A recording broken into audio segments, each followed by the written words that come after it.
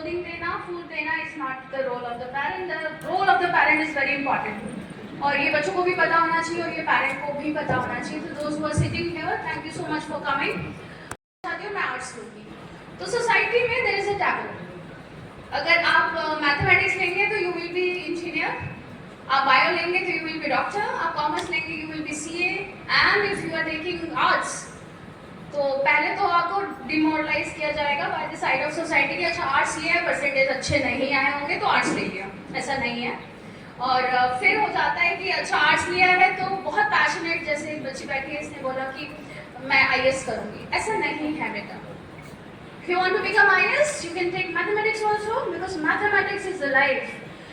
Your calculation will be very, very easy, and when there is a paper, you will be mathematics को आगे pursue करके भी IAS कर सकते हैं. There are an number of engineers who are good IAS because उनका critical development बहुत हो जाता है. ठीक है. तो ये 3-4 चीजें पेरेंट्स को ध्यान रखनी है कि हम सिर्फ आईएएस बनना है तो आर्ट्स लेंगे, ऐसा नहीं है. ठीक है. बच्चे को सारी चीजें करते हैं, सारे रिचुअल्स होते हैं हमारे घर में. हम सबको पता है क्या हमारे यहाँ रिवाज है, जैसे हम रीति रिवाज बोलते हैं. तो हर एक संस्कार के बाद हम बच्चे को चीजें देते हैं. जैसे मेरा मानना ये है कि अगर किसी बच्चे की एजुकेशन शुरू करनी है, when the child is going first time in the school, he should be sent on Thursday. उसको एक चंदन या हल्दी का एक टीका लगाएगी टीचर, और पेरेंट टीचर को 1 रुपी देगा एज अ गुरु शिष्य परंपरा जो हमारी चलती है. तो जितने भी न्यू पेरेंट है उनको हम कोशिश करते हैं प्री नर्सरी में जो बच्चे पहली बार स्कूल आते हैं, हम कोशिश ये करेंगे कि वो थर्सडे को स्कूल आए, ताकि उनका एक संस्कार, और क्यों जरूरी है उसके पीछे बहुत बड़ा लॉजिक है, साइंस है. तो आपको जब ये डिसाइड करना है कि बच्चा क्या बनेगा, तो बच्चे की सिर्फ बर्डन नहीं डालना कि अच्छा ठीक है तुमने मैथमेटिक्स लेना है क्योंकि मेरे फ्रेंड के बेटे ने लिया, क्योंकि मैंने आपको पहले बता दिया, बच्चे मुस्कुरा रहे कि आर्ट्स लिया है तो सब. और आज की डेट में अगर आपको एक जगह से दूसरी जगह जाना होता है तो आप कैसे सकते? तो अगर मैं 10 साल पहले की बात करूँ तो ऑब्वियसली लोगों से पूछ के कि वो रास्ता कहाँ है, मैं वहां कैसे पहुंच सकती हूँ, या दोस्तों से पूछ के, या राह चलते कोई मिल गया तो उससे. बट आज गूगल मैप्स करते हो. Yes. पहले हम शायद एक मार्जिन लेके चलते थे कि भाई मुझे यहाँ से वहां जाना है, 1 घंटे का मार्जिन लेके चलो, पता नहीं कहाँ जाम मिलेगा, पता नहीं कौन सा रोड ब्लॉक होगा. आज वो प्रॉब्लम होती है? नहीं होती है. 7-8 साल पहले बहुत ज्यादा प्रॉब्लम होती थी. जब हम जाते थे तो हमें नहीं पता चलता. ये एक छोटी सी चीज है. हम 10 किलोमीटर का रास्ता 30 किलोमीटर तक तय करते रहते हैं. दूसरी चीज जो प्रॉब्लम कोविड से पहले हुई थी, जब हम मार्केट में जाते थे कुछ सामान लेना होता तो सबसे बड़ी टेंशन क्या होती थी कि छुट्टे पैसे कहाँ से आएंगे. आज की डेट में वो प्रॉब्लम है? आज की डेट में वो प्रॉब्लम नहीं है, क्योंकि सबके पास, आप सब्जी लेने जाओ उसके पास भी वो निकाल के दिखाया कि आप स्कैन करो पेमेंट. राइट. पुराने जमाने के 10-15 साल पहले की बात है, मेडिकल प्रोफेशन में डॉक्टर्स ऑपरेशन करते थे, ओपन हार्ट, ओपन हर चीज ओपन करके सर्जरी करनी पड़ती थी. आज की डेट में वही सर्जरी जो 4 घंटे लगती थी, आधे घंटे में हो जाती है. कुछ सर्जरीज, आप कैटरैक्ट देख लो, कैटरैक्ट तो 2 मिनट, आपको पता भी नहीं चलेगा, पेशेंट अंदर जाता है और बाहर आ जाता है. अब वो सर्जरी कैसे करते हैं? रोबोटिक्स का यूज करते हैं. राइट. तो चीजें पास्ट में कैसे थी और आज कैसी हैं, आप उसमें एक बहुत बड़ा गैप देख रहे हो. राइट. आप आज देख रहे हो कि हम किस तेजी से दुनिया बदलते हुए देख रहे हैं, और शायद इसीलिए एक फियर हमारे दिमाग में आजकल डाला जा रहा है. सबसे बड़ा फियर आज की डेट में क्या है, जो हम एज पेरेंट्स सोचते हैं, या एज बच्चे भी जो बड़े हो रहे हैं, आने वाली दुनिया में क्या हमारे पास जॉब्स रहेंगी, ऐसा सोचते हैं. एआई आ गया है, एआई हमारी सारी जॉब्स लेके चला जाएगा, ऐसा सुनने में आता है. क्यों आता है? क्योंकि हमने दुनिया इतनी तेजी से बदलती देखी है, हमें नहीं मालूम कि अगले 10 साल में क्या होगा. और एआई एक नई चीज आई है, नई टेक्नोलॉजी आई है, हमें लग रहा है कि हर काम वो कर देंगे. राइट.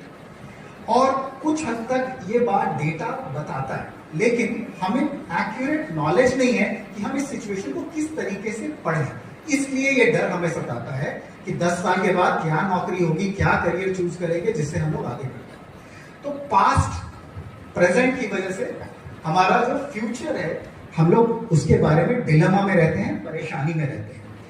और परेशानी की एक वजह ये फैक्ट भी है, आने वाले 10 साल में, मैं 10 साल की बात इसलिए कर रहा हूं कि सारे बच्चे जो हैं आज 8, 9, 10, 11, 12 में हैं, आने वाले 10 सालों में देश और दुनिया की तस्वीर आपने ही बदलनी है। हम लोग नेक्स्ट जनरेशन हो चुके होंगे। नेक्स्ट 10 इयर्स में आप 4, तो आपको आज बेशक आप आगे चल के आर्ट्स ले रहे होगे, कोई और सब्जेक्ट ले रहे होगे, ह्यूमैनिटीज ले रहे होगे। इनफैक्ट आज की डेट में it has become very easy कि आप कंप्यूटर साइंस के साथ साथ इकोनॉमिक्स भी पढ़ सकते हैं, right? Multi disciplinary, inter disciplinary, ये चीजें आ गई हैं।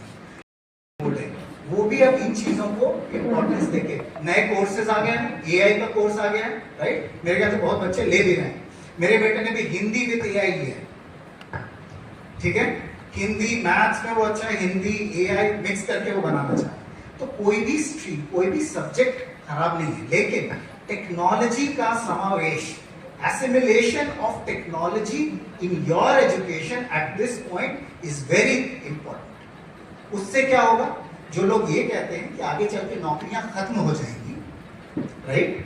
नौकरियां खत्म नहीं होगी, नौकरियां बढ़ेंगी। अभी हम बात करेंगे कि कैसे नौकरियां बढ़ेंगी, लेकिन जो लोग अडैप्ट, अपने आप को अडॉप्ट नई चीजों को नहीं करेंगे, उनकी रिक्वायरमेंट थोड़ी कम हो जाएगी, ठीक है? बेसिक अगर हम जानते रहेंगे, अगर एक डॉक्टर होगा जो रोबोटिक्स नहीं सीखेगा, कंप्यूटर्स यूज करने में एक्सपर्ट नहीं होगा, यार मैं तो, मुझे तो काटना है, वहां पे हार्ट निकाल देता हूं। अगर वो रोबोटिक्स में एक्सपर्ट नहीं होगा तो एक अच्छा सर्जन नहीं बनेगा। एक फिजिशियन जो आपको टेस्ट कराता है, उसके पास भी 10 तरीके के डिवाइसेस, एप्स आ जाएंगे कि वो बैठे बैठे वहीं पे ये सारी काम कर सकता है। तो एवरीबडी नीड्स टू अडैप्ट। अगर आप अडैप्ट करने के लिए रेडी हो तो नौकरियां कम नहीं बढ़ेंगी, राइट? और कोई भी स्ट्रीम लो, यहां हम, चूंकि हम लोग आज बात, तो करियर चॉइसेस बनाने के पहले इस बात की अंडरस्टैंडिंग होनी जरूरी है कि हमें मैथ्स, टेक्नोलॉजी, इन सब के बारे में अच्छी जानकारी अपने लेवल पे रखनी जरूरी है। साइंस और मैथ्स सिर्फ नौकरी के लिए जरूरी नहीं, और साइंस में आप अच्छे होंगे तो रिसर्च ये भी कहता है कि आपकी प्रॉब्लम सॉल्विंग एबिलिटी स्ट्रांग होती है, एनालिटिकल एबिलिटी स्ट्रांग होती है। तो किसी भी सिचुएशन को आप अलग अलग तरीके से देख सकते हो अगर आप मैथ्स और साइंस में अच्छे हो। हम आगे उसको करियर में लाए ना लाए,